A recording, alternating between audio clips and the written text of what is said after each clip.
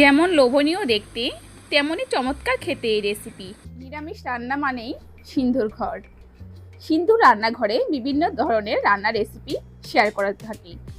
তোমরা যারা আছো বিভিন্ন রকম রেসিপি, নিরামিষ রেসিপি খুঁজছো, তাদের জন্য এই রেসিপি। হ্যাঁ বন্ধু, তোমরা ঠিকই শুনছো, তোমাদের জন্য এই রেসিপিটি তৈরি করেছি। এই রেসিপিটি মূলত মিষ্টি কুমড়া দিয়ে তৈরি করেছি। খেতে অনেক মজা এবং লোভনীয়। টিপস অ্যান্ড ট্রিক্স সহ থাকছে এই রেসিপি, তোমরা দেখতে থাকো। মিষ্টি কুমড়া কিন্তু দেখেই বোঝা যায় কোন মিষ্টি কুমড়া মিষ্টি হবে আর কোনটা হবে না। তোমরা যারা মিষ্টি কুমড়া খেতে পছন্দ করো না, তারাও কিন্তু এই রেসিপি দেখার পরে মিষ্টি কুমড়া বারবার খেতে চাইবে। আর এই যে মিষ্টি কুমড়া দানাগুলো দেখতে পাচ্ছ বন্ধুরা, এই মিষ্টি কুমড়া দানাগুলো কিন্তু খুব মজার খেতে। যদি তোমরা ফ্রাই করে খাও তাহলে কিন্তু অনেক ভালো লাগবে। তাহলে আজকের বেশি কথা না বাড়িয়ে চলে যাই মূল পর্বে।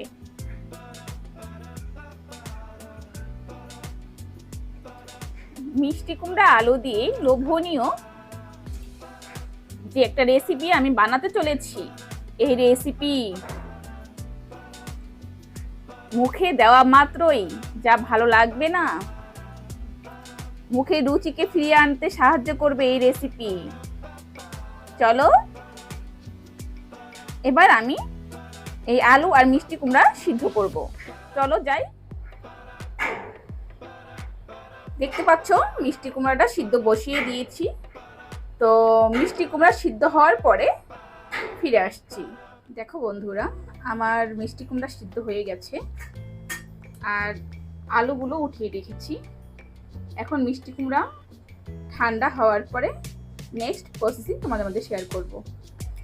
মিষ্টি কুমড়া নামিয়ে নিয়েছি। আরে দেখো গরম জল বসিয়ে দিয়েছি। এই রান্নাটা গরম জল দিয়ে করতে হবে। দেখো মিষ্টি কুমড়া ঠান্ডা হয়ে গেছে। এখন আমি এটাকে পেস্ট করে দেব।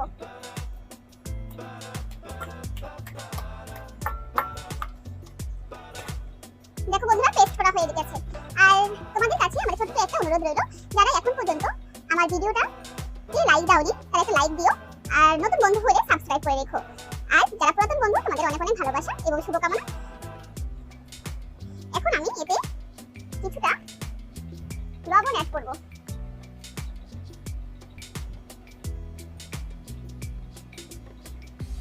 হলুদের গুঁড়ো,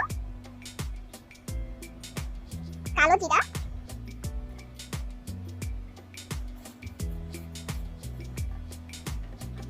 বেসন।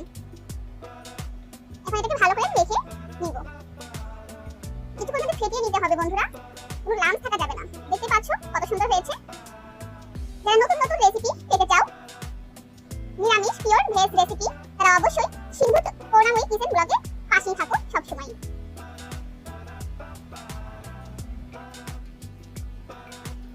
দেখতে পাচ্ছ বন্ধুরা, সিদ্ধ করা আলু আমি কেটে নিয়েছি কিউব করে, টমেটো কুচি আর কাঁচা লঙ্কা কুচি। আর স্টেপ বাই স্টেপ রান্না করতে করতে সব বলবো। চলো যাই রান্না করি। কড়াইকে ভালো করে হিট করে নিয়েছি বন্ধুরা। এবার একটু তেল দিয়ে দিলাম। তেলটা একটু গরম হোক। তেল দেখো গরম হয়ে গেছে। এবার আমি একে একে দিয়ে দিব।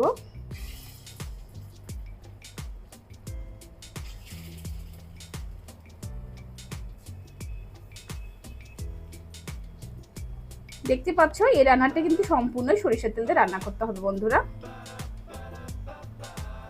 দেখো কতটা ফেনা উঠে গেছে। দেখো দেখো বন্ধুরা, কত সুন্দর বর্ডার কালার হয়েছে। খেতেও কিন্তু দুর্দান্ত হবে। এই রেসিপি যারা বানিয়ে খেয়েছে তারা কিন্তু এই রেসিপির কথা সারাক্ষণ বলে যে মিষ্টি কুমড়ার একটা রেসিপি খেয়েছি বটে। একে একে আমি সবগুলোই বড়া ভেজে নিব। সরিষা তেল দিয়ে রান্না করার মজাই আলাদা বন্ধুরা।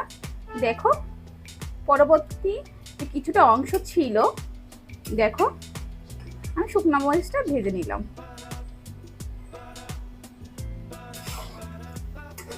দেখো কত সুন্দর কালার হয়েছে। দেখো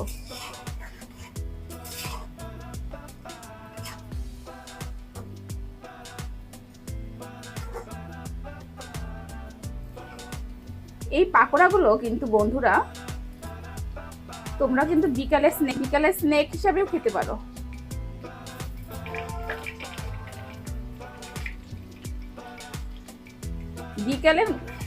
বিকালটা কিন্তু ভালো জমবে এই মিষ্টি কুমড়া পাকোড়া খেলে।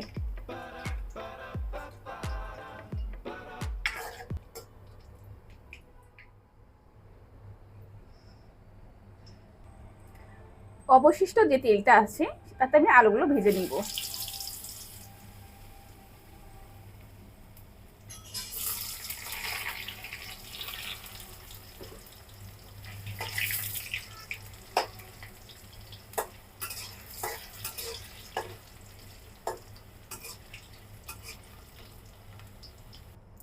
অবশিষ্ট যে তেলটা আছে তেলের মধ্যে আমি শুকনা মরিচ আর তেজপাতা ফোড়ন দিলাম।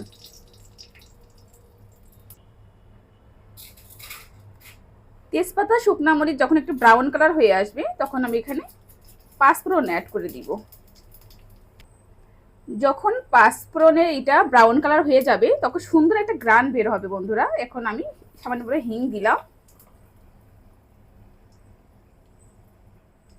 কাঁচা লঙ্কা কুচি,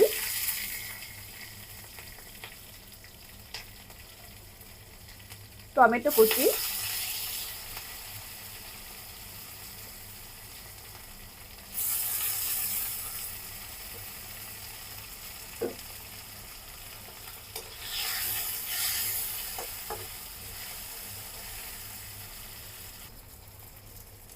সবজির অনুপাতে আমি লবণ দিয়ে দিলাম,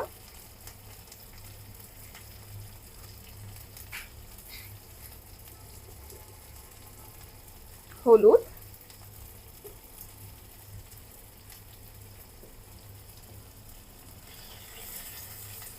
তেলের মধ্যে হলুদ দিয়ে দিলে যদি হলুদটা বেশিও হয় তাহলেও কিন্তু কোনো হলুদের ঘ্রাণ বের হয় না।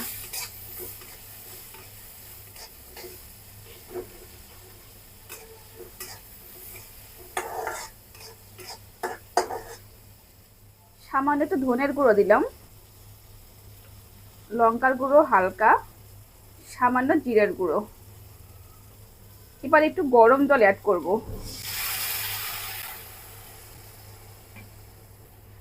আমার রান্নায় বা কথার মাঝে যদি কোনো ভুলভ্রান্তি হয়ে থাকে অবশ্যই ক্ষমা সুন্দর দৃষ্টিতে দেখবেন। এখন ভালোভাবে কষিয়ে নিব।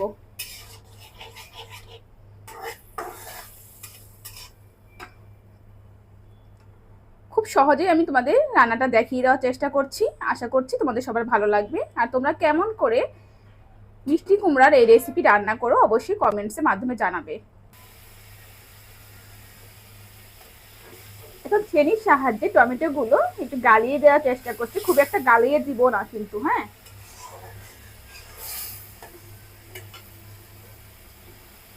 আলুগুলো দিয়ে দিলাম, ভাজা আলুগুলো দিয়ে দিলাম।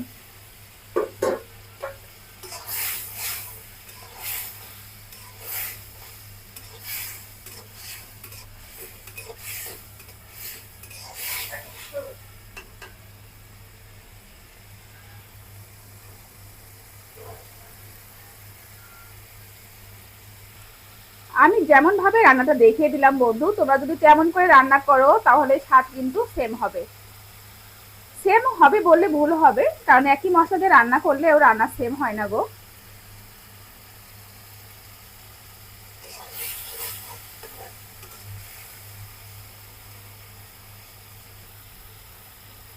দেখো মশলার থেকে তেল ছেড়ে দিয়েছে, এখন আমি সামান্য পরিমাণ জল দিব।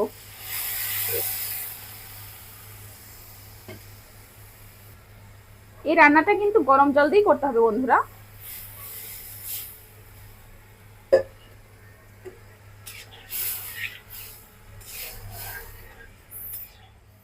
বলক চলে এসেছে বন্ধুরা। এবার আমি ভেজে রাখা মিষ্টি কুমড়ার বড়াগুলো দিয়ে দিব।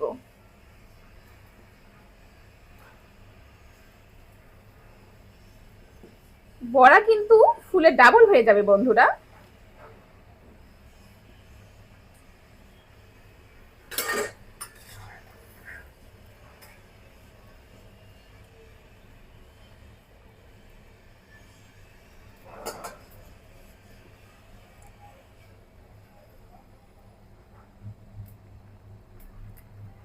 আমি মাত্র আর 1 মিনিট কুক করব।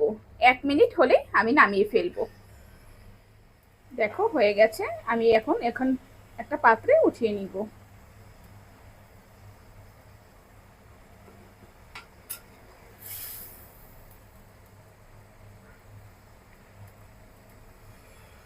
তৈরি হয়ে গেল আমার মজাদার রেসিপি মিষ্টি কুমড়া রেসিপি।